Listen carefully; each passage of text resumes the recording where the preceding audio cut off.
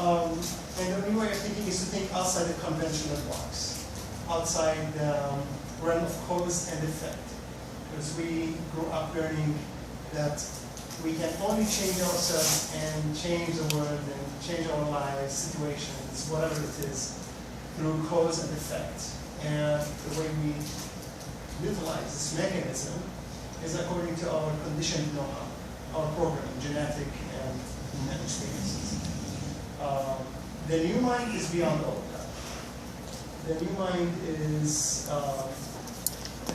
connects you with the realm, like religions say God or consciousness, whatever you preference for the word, to facilitate a new way of change. It's all about change. Everything is constantly changing. I know that. So where change ceases to be, existence ceases to be. Change is existence, and existence is change. They're one and the same. So the new mind is basically to experiencing your reality. Why God is doing that? It beats me. But apparently it is for the collective good. For the common collective good. So that's briefly what we talk. And if you have any questions, comments, feel free. Yeah, you seem to be, Either expressive or here. Right. Yeah, so. What is your background of spiritual? Born in New York, spiritual. Or that? That's a spiritual experience. Raised Catholic. So on Fridays you always get rid of all your sins, so you can go out and do them all over here. So it's like, clean that street, boom, boom, unclean, let's go. Sounds like my sister is starting her diet every Monday. I went to Catholic high school, then I went to college up in New England, ended up in San Francisco in the late 60s, or heaven, or hell. I thought it was heaven. Lived in Vancouver, Canada, back to San Francisco, LA for 12 years, and here. I was raised Catholic in New York too. Oh, Right. there's a lot of Irish Catholics that are, they run the police force Yeah. and the parades. So, you want to introduce yourself to Robert, please? Jane. Jenny? Brigida. Brigida? Marika? Marika? Sharon. Jim. Jim? Barbara. Barbara? Richard? So today's topic is we're going to be focusing more or less on detachment, if we're all up for that. What is detachment?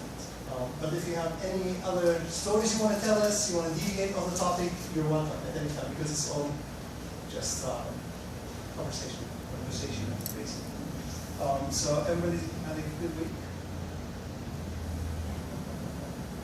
Every week is a good week. Can I just ask questions? You don't have to ask this. I'm sorry for taking up time right away. If anybody could enlighten me how they came across this course. And because you just don't fall into it on the internet, you have to be going some path to get there. Can anybody? Well, what I did was I was looking for groups to join, so I went on the meetup.com. Meetup, okay. And then they ask you what are your interests. Right. So I put in spiritual things, and then they gave me a list of groups and in general what they were. I think that's how I got it. That's how I got here. Although our group should be falling under science, not spirituality. No, but I put it, they give you three to pick from, so I don't remember which three I picked, but this one came up. Yeah, as- Just curious. But I heard about it through the church bulletin. Although this is not associated with the church. All right. We rent space here from the church, but it was in the bulletin. Yeah, I like coming to Unity, especially Wednesday nights. They have movie night is Friday night. No, I just go on Wednesdays when everybody comes and offers prayers for who's sick, That's you know, group conscious to pray for. Oh, that's Yeah. nice. And it's really nice. That is nice. First time I went, I was like, wow, I like this. Yeah, that's great. Yeah, so we have people, from the internet or friends or church, maybe. But in either case, detachment. Detachment from things like this. Oneness, meaning the sense of curiosity. We are curious human beings, and I would say 90% of our thoughts and our pursuits are based on curiosity. They have no objective whatsoever, no productive objective, but just curiosity. And one of them is people that come to this meeting also. A lot of people are curious to know what is this new philosophy, what is consciousness, or how they can apply it, things like that. But they come, they listen, they go, and it was just information that satisfied their sense of curiosity. So, hi. How are you? She's here, now we can start. Yeah. All rise. You made it. Thanks for waiting. Richard is a good salesman.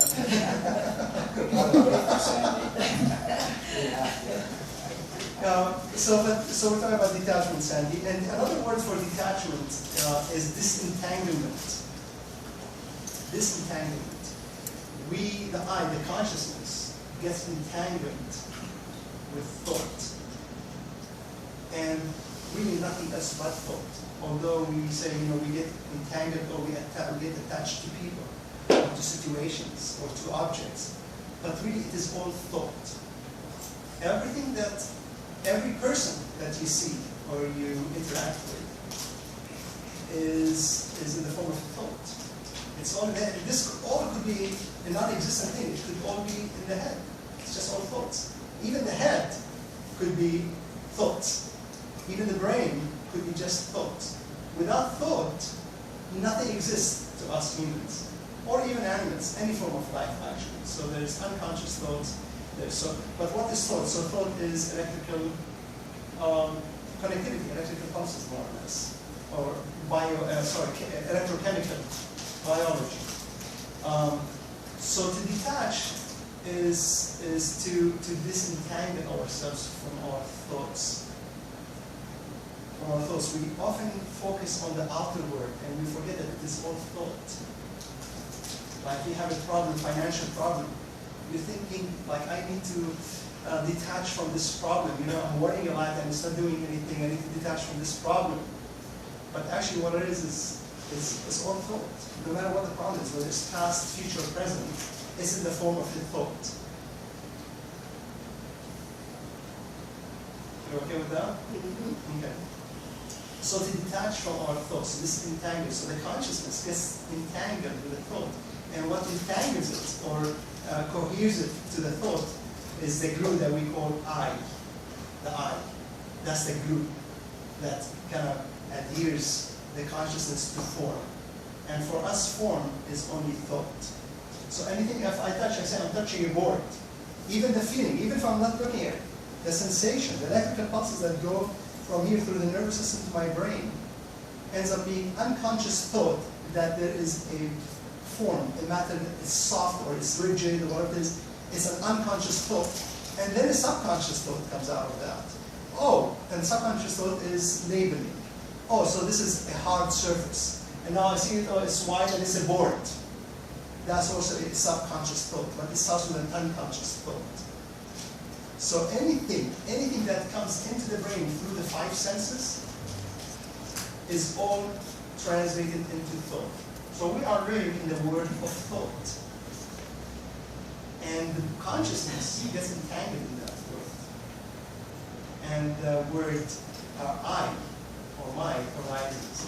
This is a board, so it's separate from me. It gives me a sense that I am touching this separate object.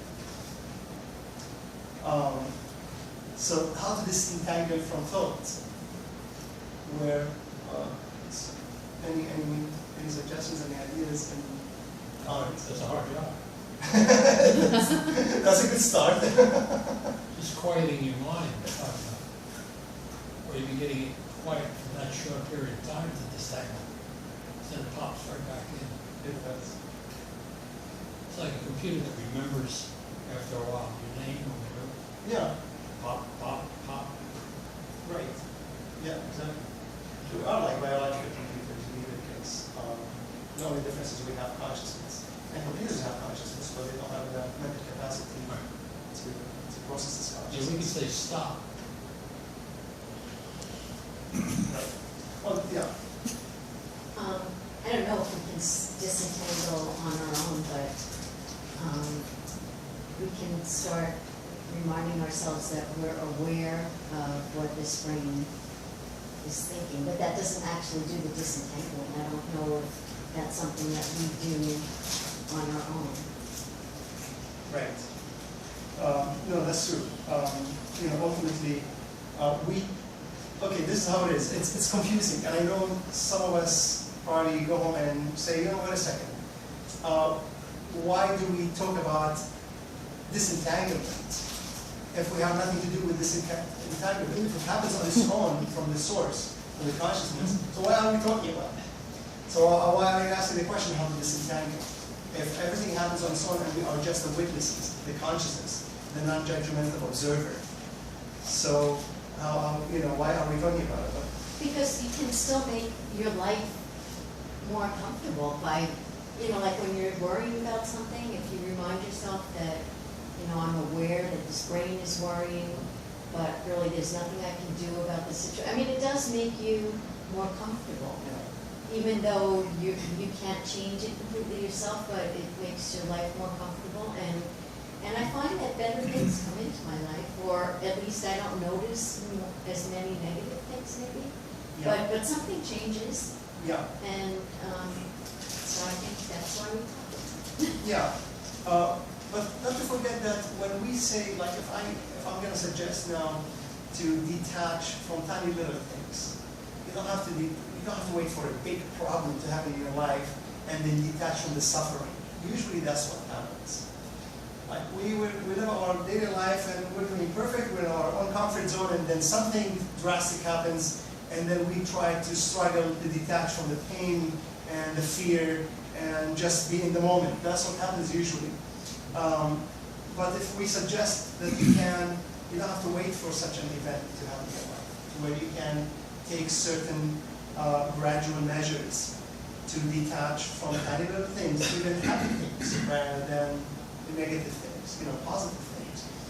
To gradually detach from it. So you're saying, okay, but wait a second, you're telling us to detach, but our state of detachment happens on its own.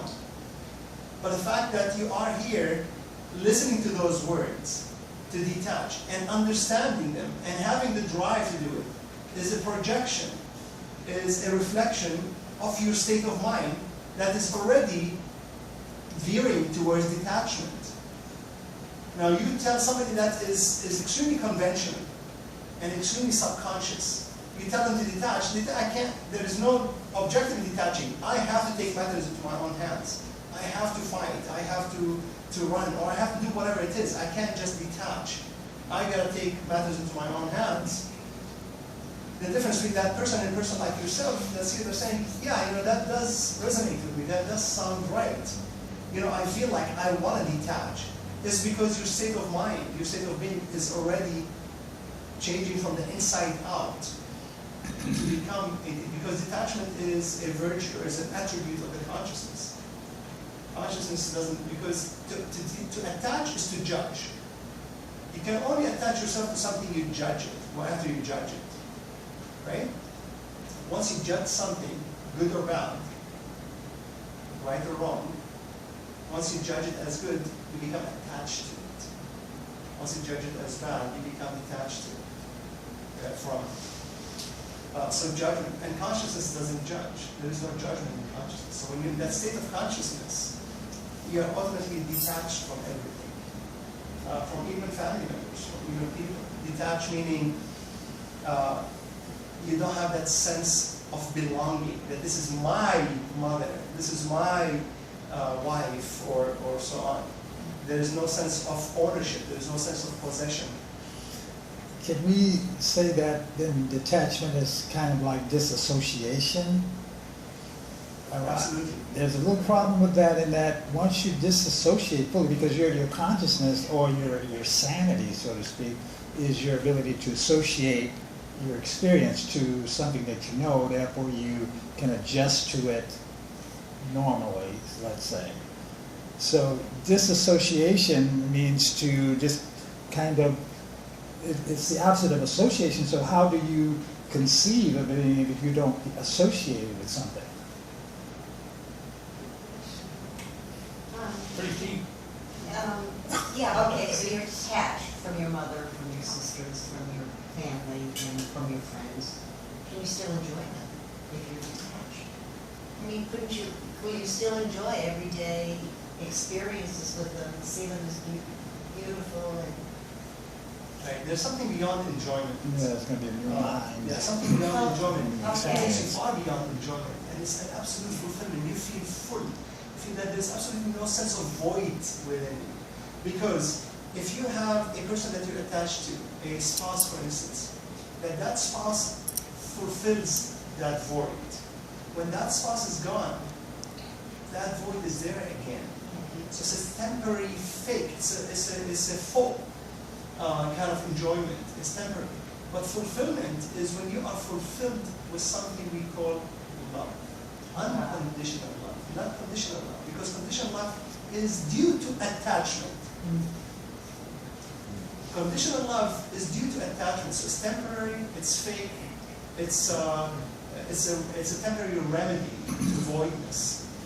But unconditional love, when I'm able to love my mother as I love a stranger on the street, doesn't matter who's gone, who's here.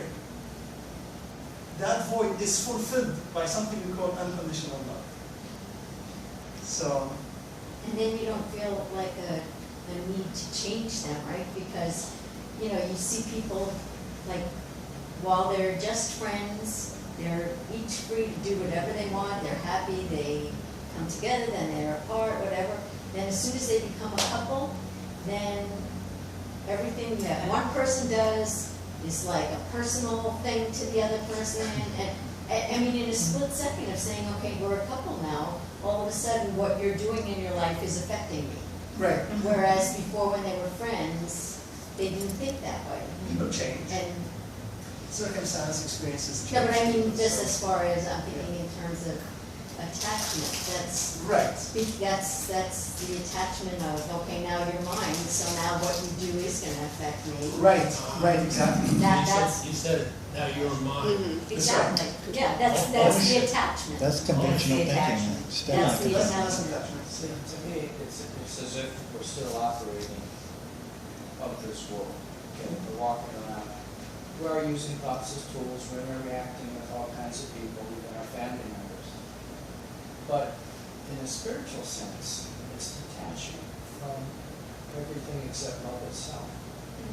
That's the detachment. We're still there in the presence of family members, but they no longer. The outcome of who they are, what they do is not about me. And that's the detachment part of it, but it's still walking in everyday life and having a whole different experience because, man, that takes practice. Well, a couple that are detached from each other don't get together too often, do they? What's that again? Well, the optimum state is detachment, and you've got a couple, you're talking about being a couple, you'd have to be, if you're detached to each other, from each other, then you only come together during unconditional love events, so to speak. You said unconditional love events, what was that?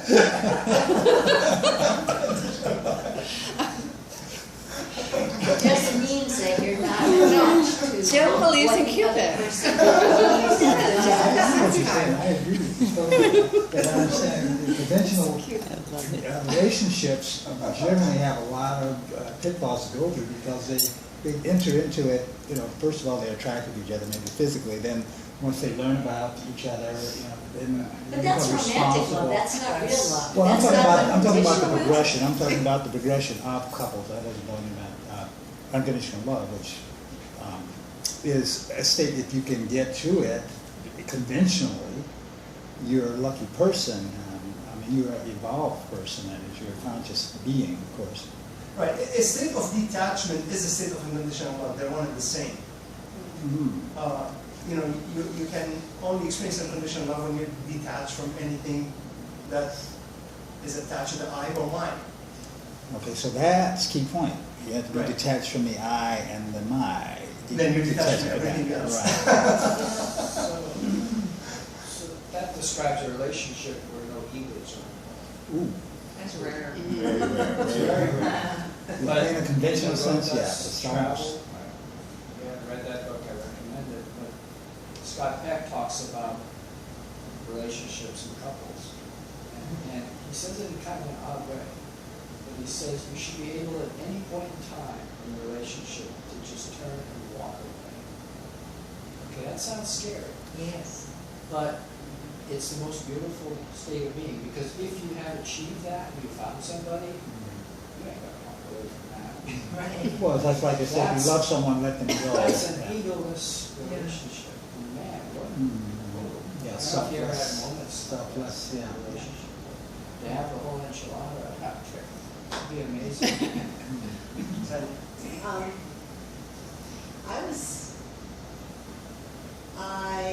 I have a lot of people I love. You know, like your family. It's a lot. Big fan. And then I have friends or acquaintances that I, outside. I care for them, but, it's like their health, their safety, it's like, I know that somebody else in their family going to take it, but I'm still really close. And then there are people like you work with, it's kind of neutral, you see them, you're glad to see them, some you're not. And then there's people that it just pushes my buttons. And these people are, I know they're in my thoughts because many of them are in my past. And even some of the people in my family can be put in that category too, depending on the circumstances that we have perceptual differences. So, and I was thinking, okay, I want to have unconditional love, and I was thinking, they're just the thought too, but what gets me is when I worry about them, or I feel like they're in pain, or like your kids are doing something that you don't want them to do, then of course it's the attachment that you have towards these people because you care and you do nothing that makes you go that way. And then I realized it was a fault. I'm aware of these attachments in different levels. And then I realized it had to do with how I perceive them in my thoughts. And so I do pray. And then I remember a long time reading one of Hugo Children's book. It says, you pray for yourself, that you pray that help me be free from pain. Help me to be free from the roots of all pain. And then you pray for the people you love, because when you could just commit it, like help them to be free from pain, help them to be free from the roots of all pain. It's like you're committing it to a consciousness, like a bigger space. And then you could just let go, because that is love, when you can just let go of it. And then the hardest people is like the people you have the fresh triggers that push.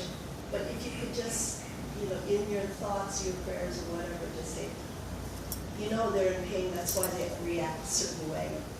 Help them to be free from pain, help them to understand the roots of all pain. And then just let it go. You have a sense of allowing that just releases you. I don't know. I think that's unconditional love. Yeah. It's a hint of it. Yeah. Absolutely. A number of the hard things to do, to let it go. Well, To give it up? when you really just really if you can just let it go and trust that something larger than us, our consciousness, Right. is going to take over. And that detachment then the I is Is that not It's no detachment? longer trying to work in the flesh, Yeah. because you've already committed out there. I don't know. Right. Look, we're talking about what now? Who's detaching from what? That's the key, is when we try to perceive detachment, who are we talking about? What detaches from what?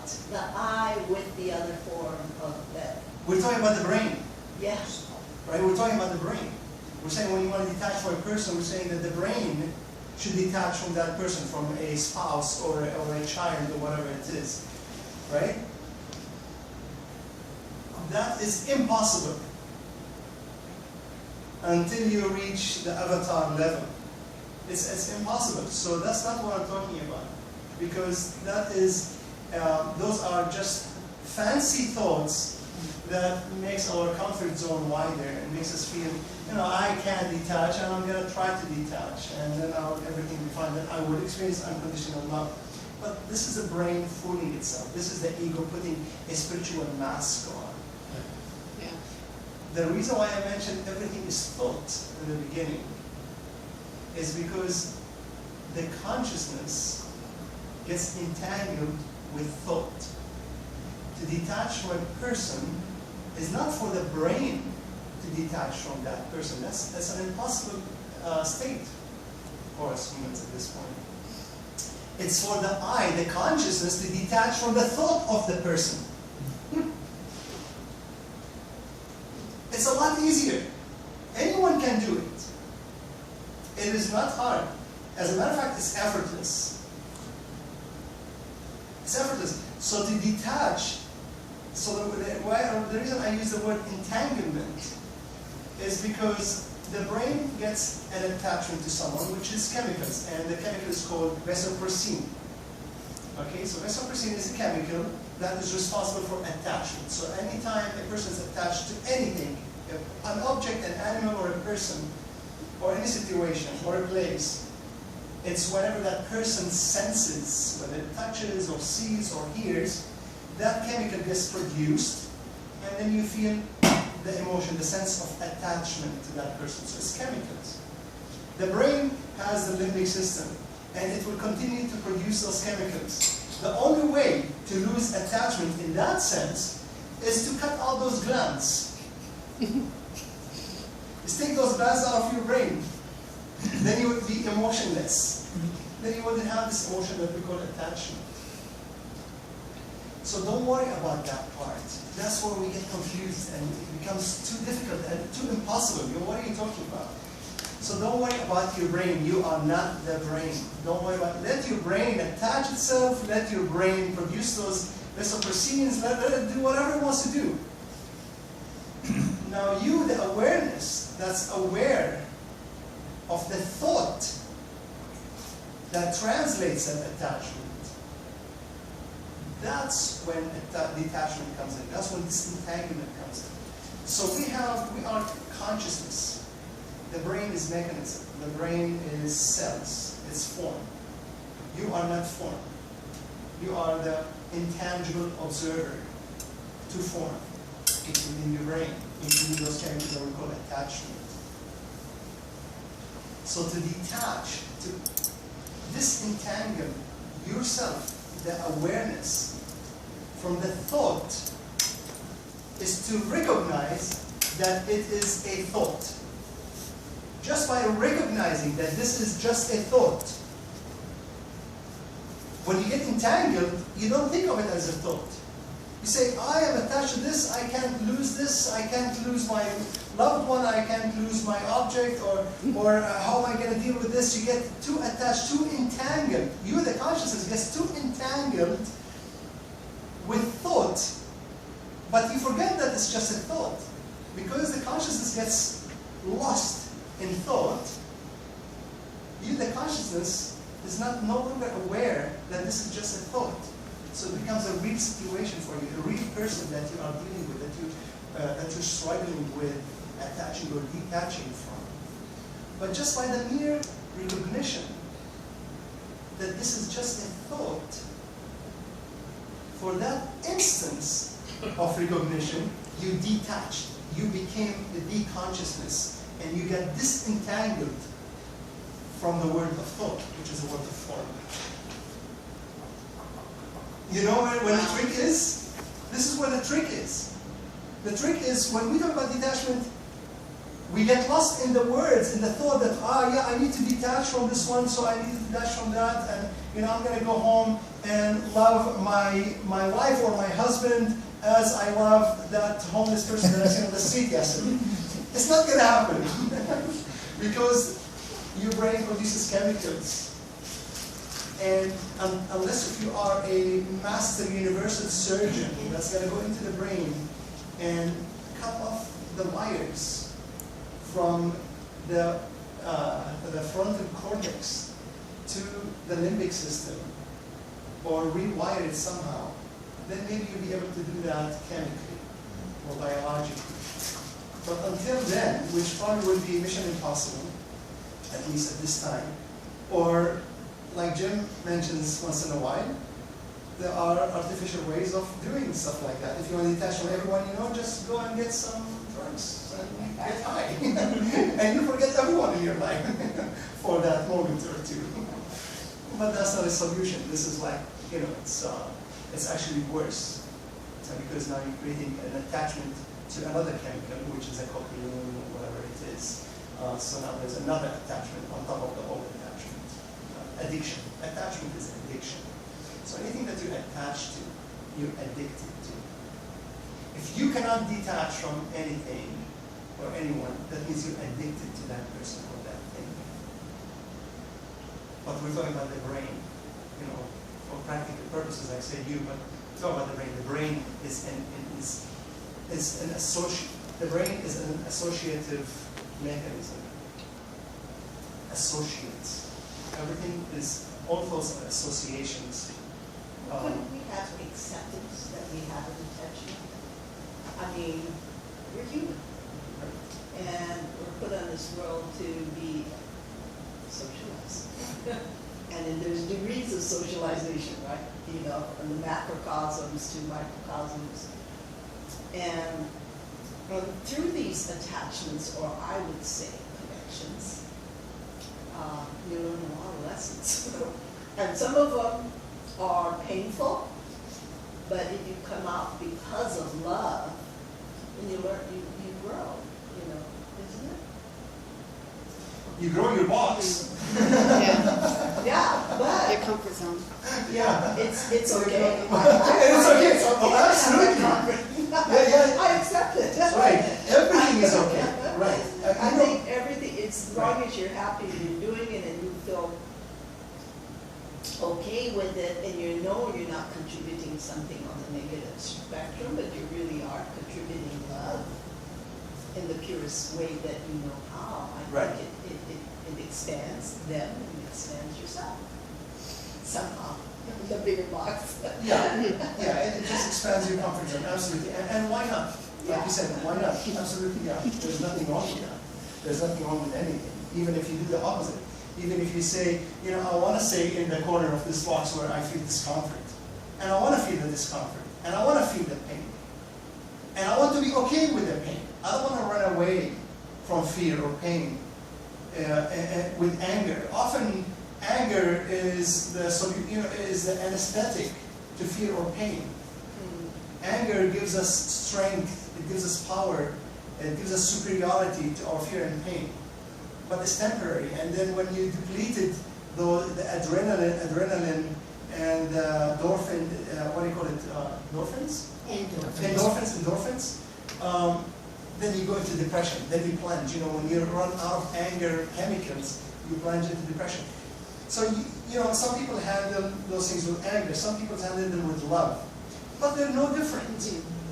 Whether it's love or anger, love, conditional love, or anger, they're all chemicals, really. It's just you're choosing a different chemical. Whether you take this medicine or that medicine, anger or love, it's just a chemical to temporarily remedy a symptom. Which is okay, which is perfectly fine. I think there's negative attachments, though. Oh yeah. It's negative attachments that causes people go into fear and not, you know, they hang on to a person because they're afraid to be on their own. Oh, yeah, They're absolutely. Afraid to, I know with children, it's an attachment phrase when they go to preschool for the first time or, you know, infant care. You know, it's like doing a dance, the umbrella, they go out, they come back, they go out, come back, until they start to develop some kind of trust out there to know that, hey, it's not so bad that they don't need that person anymore. Right. But the people, they get attached to this and they cannot detach at will. That's bad, right? I wouldn't call it bad. I mean, it may appear Yeah. as negative or bad, but it might be a blessing in disguise. That could very well be it. So that bad could lead to, it's like that one step back, but it's preparing you to run 2 steps forward. So, I'm sorry, somebody. Oh, no, I was just going to say, well, basically, we're all just jacks when we wanted the box. So that's why we're here. We don't want this expanded. Right. That's what you I just. should bring one. Right. My point would be that, to me, those are all tools working in conventional reality. Yeah. Yeah. Tools are fine, Yeah. as long as we realize those are tools. And we can get results with that. Right. It helps in reminders. But ultimately, the true detachment is to no longer be or think or analyze or pursue or expect, just be. And that's the detachment even from the tool itself. But you said the key, which was a good point, was that in order to become detached, all you have to do is realize that whatever is bothering you is just a thought. And once you realize it's just a thought, then you are detached from that event. The mere recognition. Okay, but did you realize then that the thought of that thought is still a thought?